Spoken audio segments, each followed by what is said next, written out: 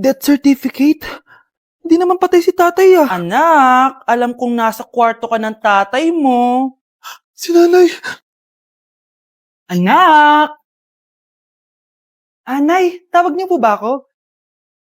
Wala. Kala ko nasa loob ka eh. Sige, Nay. Gagawan ko na po ng pagkain si tatay. Kailangan ko malaman ng totoo. Sorry, Nay. Kailangan kong gawin to sa'yo. Nay, ito na po pala yung pagkain ni tatay. Ginawan din po pala kita. Buti naman naisip mo pa ako. Thank you, anak ha. Welcome, Nay. Mahal, kain na tayo. Gumana yung plano ko. Kailangan ko na humingi ng tulong. Ang galing mo din, Scarlett, no? Pero mas magaling ako. Nay, hindi ka nahimatay? Anong akala mo sa akin? Tanga? Inamoy ko yung pagkain na binigay mo sa akin. At kaamoy niya yung lason na nilalagay ko sa pagkain ng tatay mo. Ang sama mo, Nay! Well, kailangan ko ang pera ng tatay mo. Inasawa ko lang naman yan kasi mayaman siya. Ipapakulong kita sa ginawa mo kay tatay! Sa tingin mo maniniwala sa'yo ang mga pulis? May CCTV tayo sa bahay. Kitang-kita dyan na ikaw ang gumagawa ng pagkain ng tatay mo. Kanina pa nasa kulang mga pulis. At naririnig nila lahat ng sinasabi mo. Mga pulis? Nasaan na siya? Nakakatakot! Matalino ako, Scarlett. Alam kong gagawin mo yan. Binayaran ko ang mga pulis para din nila kulihin. Pera-pera lang. Walang iya ka talaga, Nay! Mama ka na sa akin. Itali nyo na yan. At siguraduhin yung hindi makakatakas yan. Ano? Itatali! Hindi! Shh, Scarlett. Tatakas kita, ha? Alam ko lahat ng baho ng nanay mo. Tita, Scarlett, may kausap ka ba? nandiyan na si nanay. Bilisan mo. Paparating na siya. Bibilisan ko na. Hala, na paano siya? Be, anong iniiyak-iyak mo dyan? Nagre-relapse ako, be. Nakita ko kasi mga favorite song namin sa Spotify rap results ko. Lo, OA mo, be. Okay, class. Kanina notebook to? Hala, diary ko ba yun? Sige, tatapon ko na to. Total, wala naman may-ari sa inyo, ha? Ma'am, wait! Diary ko po yan. Oh, Scarlett. Pwede mo bang basahin sa buong klase kung anong laman ng diary mo? Babasahin? Ma'am, nakakahiya. Go, Bes! O, ganito, Scarlett. Pag binasa mo yan, may plus points ka sa akin. Sige na nga, para sa plus points. Dear Diary, niligawan ako ng crush ko. Para ako nasa movie at kami yung bida. Siri, play Snow on the Beach. Yee! Ang harot, kaya pala may Taylor Swift ka sa Spotify rap mo, ha? Ano ba? Ito na nga, next na. Dear Diary, nagselo siya sa boy best friend ko. Gusto niya na makipaghiwalay sa akin. Hindi ko kayang mawala siya. I will die for you. OMG! Hula ko. Nasa Spotify rap pa si The Weeknd, no? Eto na nga. Medyo masakit to. Dear Diary, balita ko, may bago na siyang girlfriend. At yung best friend ko pa yung bago niya. Paano nila nagawa sa akin to? Parehas silang traidor. Hala, okay lang yan, bes. Kaya, ayun, nasa top song ko yung Kill Bill ni SZA. Magre-relapse na yan! Tumigil nga kayo! Class, tumigil na! Hello ma'am. Sorry I'm late. Nga pala, class. May bago pala kayong kaklase. Dear Diary, eto na ba yung binigay ng universe para sa akin? Hi classmates, my name is Jake. Ang pogi ng pangalan tapos ang tangkad niya pa. Siya na talaga yung para sa akin. And sa mga nagtatanong, may jowa na po ako. And 3 years na po kami. Dear Diary, suko na ako. Ayoko na magjowa. Mamamatay na lang talaga akong single. Balita ko, dyan nagtatrabaho yung dati kong asawa. Siguraduhin yung masisisante nyo yan. Dahil ayaw ko ng peste sa kumpanya ng asawa ko. Naintindihan? Susan, alam mo, feel ko talaga mapapromote na ako anytime. Kasi sabi ng manager namin, isa ako sa pinakamagaling sa amin. Ngayon pa lang, congrats na kita. Simula pa lang, alam ko naman na kaya mo. Alam mo, okay din pala na hiniwalayin ako ng asawa ko. At this ngayon, alam ko talaga kung anong habol niya sa akin.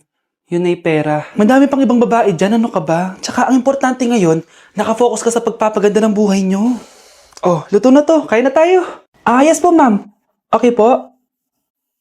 Ma'am, i-hold ko po muna kayo, ha? Wait for a while. Sino itong tumatawag? Sir Ramon, may bad news po ako sa'yo. Ayaw ka po ng boss namin. Ano? Kaya tatanggalin ka sa trabaho. Anong tanggal na ako sa trabaho, ha? Utos lang po sa amin. Hindi pwede yun. Sorry sir, humanap ka na lang po na ibang trabaho. Bakit puro na lang kamalasan dumadating sa buhay ko? Ay. Si Michael ba yun? Michael! Scarlett, bakit pinauna mo ako umuwi kahapon? Eh di ba palagi tayo sabay umuwi? May ginawa ako. Tsaka baka magselos yung nagbigay ng bulaklak sa'yo. Para ka namang ano dyan? Tsaka alam mo, na-realize ko, hindi ko na pala siya crush. Tara na nga, manood na lang tayo ng movie sa bahay, yung horror. Sige na nga. Michael? Ma? Ano ginagawa mo dito, ha? Get in the car, uuwi na tayo. Di ba sabi ko sa'yo, nababoard ako sa bahay, kaya umalis ako? Michael, siya yung nanay mo? Kilala mo nanay ko? At sino naman tong babaeng kasama mo, ha?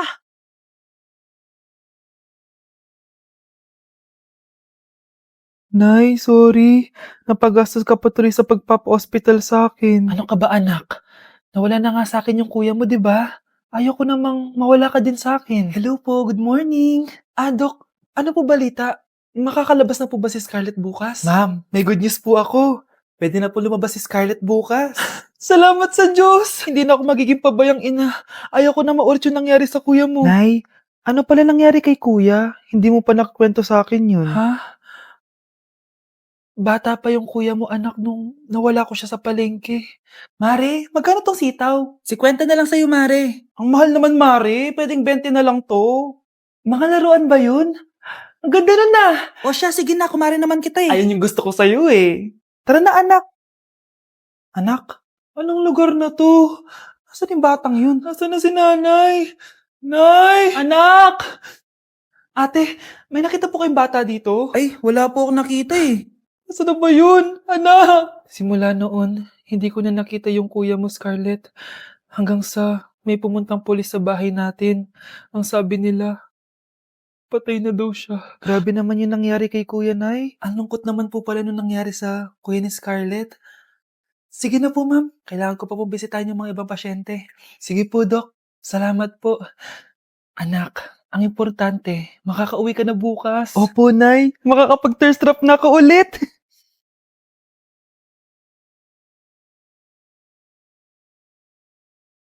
Anak, tara na, uwi na tayo. Nay, may pinapabigay pala si Doc sa'yo.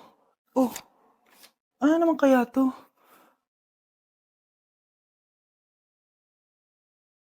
Paano nangyari yun? Huwag niyo ko ikulong! Hindi ako scammer! Itigil niyo na yan! Hindi si nanay ang scammer. Pero nasa bahay na to, ang totoong scammer. Hoy bata, huwag kang mangialam. Wala ka namang ebidensya. Pero nay, alam ko hindi ko yung scammer. Tara na, sumama ka na sa akin. Mga anak, aayusin ko to ha? Babalik din ako, okay? Kung sino man sa inyo yung totoong scammer, umamin na kayo! Nakulong si nanay, di ba? Ate, walang may gustong makulong si nanay. Tsaka bakit kami lang tatlo sinisisi mo? Eh baka ikaw talaga yung totoong scammer. Imbes na magsisihan tayo, magtulungan na lang tayo para kay nanay. Malalaman ko rin ang totoo. Delivery po! Gabi na, may nagde-deliver pa? Kuya, kaninong parcel yan? Kay Susan po ulit. Ha? Saan nangyari yun? Eh nasa kulungan na si nanay. Aba ma'am, hindi ko po alam. Taga-deliver lang po ako eh. Sige na po.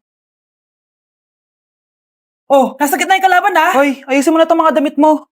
Ilagay mo muna din sa kama. Oh, ayun na! Paano naman ito naman ng parcel na to? Nakakainis, talo na naman. Ano ba? Ba't nandito to? Ito ba yung galing sa scam? Sabi ko na nga ba, ikaw yung scammer! Ate, hindi ako yung scammer. May parcel na dumating at nakapangalan kay nanay. Di ba pang computer to? Eh, ikaw lang naman mahilig mag-computer dito eh. Ano na namang scam ang ginawa mo? Pasalamat ka, minor de edad ka pa. Bawal ka pa makulong. Pasensya na sa ginawa ng anak ko. Pagsasabihan ko to. Basta wag na uulitin ha. Ako na magbibigay sa mga may-ari neto. Sige na. Ang galing mo talaga. O ito, sino to cellphone? Akin tong pera. Mas kailangan ko to. Galingan mo pang mang-scam para mas marami tayong makuha. Bahala sa'yo. Makakaasa ka. Gagalingan ko pa. Wow, Edward! Ang ganda naman ng bahay mo. Simula ngayon, Scarlett. Dito ka natitira, ha? Masanay ka na. Matanong ko lang, bakit pala gusto mo akong panagutan?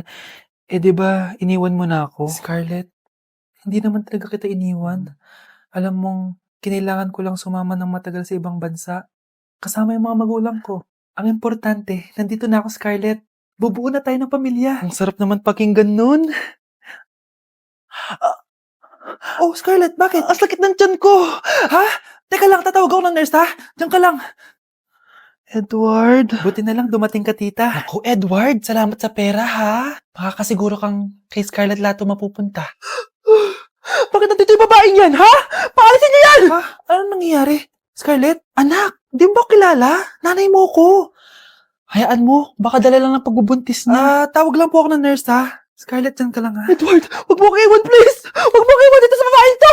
Akala mo ba makakatakas ka sa akin? Binigyan ako ng malaking pera ni Edward, oh.